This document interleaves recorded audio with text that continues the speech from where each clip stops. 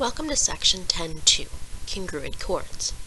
Our objective is to apply the relationship between congruent chords of a circle. For our homework, we're going to be working on page 447 to 449, 1 to 3, 6 to 7, 11 to 13, and 15. So we have two theorems that we're going to talk about in this section. For our first theorem, we have if two chords of a circle are equidistant from the center, then they are congruent. Well, let's go ahead and let's draw out what that looks like.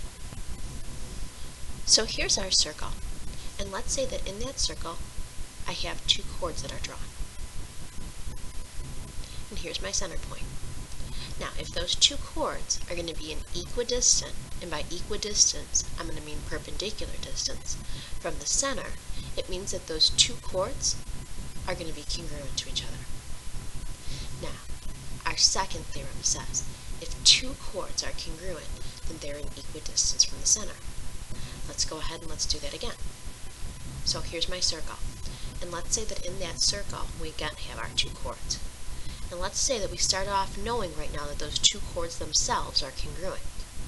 If those two chords are congruent, then what that means is that they're equidistant, and again, equidistance meaning perpendicular distance from the center. So we're ready to start our examples.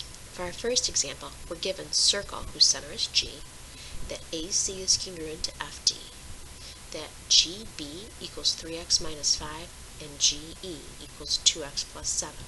We're trying to find the length of GE. Now, that first piece of information tells me that those chords themselves are going to be congruent to each other. And if the chords are congruent, that means that they're in equidistance from the center of our circle. Now, if GB is 3x minus 5 and GE is 2x plus 7, what we want to do is set those equal to each other. 3x minus 5 equals 2x plus 7, and let's solve. Subtract our 2x to both sides, add our 5 to both sides, and x equals 12. Now we want to find out what GE is, so let's plug that in. 2 times 12 plus 7 is 24 plus 7, which gives us a length for GE of 31. Alright, I know you're very sad, but this is going to be our last example. So here we go.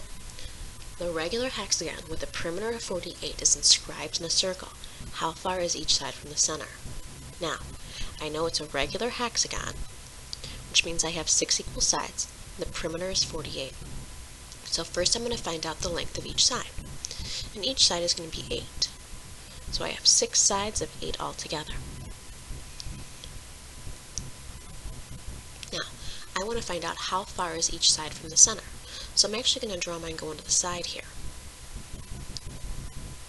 I'm looking for the distance, the perpendicular distance, from the center to one of my sides. Now, when I draw that segment out, because it's perpendicular, it's going to bisect that chord, forming 4 and 4. Now, I don't have any other information to go off of. I have a side 4 and an x. I can definitely make a right triangle, so that's the next thing that I'm going to do. The problem is I don't know the length of the radius. So I have to come up with something else that I can do. Now, I want us to think about different parts of the regular hexagon. What did we learn how to do way back in chapter 7? Well, the one thing we know how to do is find out the total number of degrees that we have. So let's start with that. Number of sides minus 2 times 180 is 4 times 180, which is 720 degrees. That's the total degrees right here. Now, second thing we can do, since it's regular, we can find out what each angle is. So let's divide this by 6, and each angle is going to be 120 degrees. So we have 120 degrees here, 120 here, 120 all the way around all those corners. But when I drew in that radius is going to bisect it, forming 60 and 60. So I have a 30, 60, 90 triangle. So we're just going to mix in everything we learned so far. Now, here's what I know. Opposite my 30-degree angle is 4, which means opposite my 60-degree angle is going to be 4 root 3.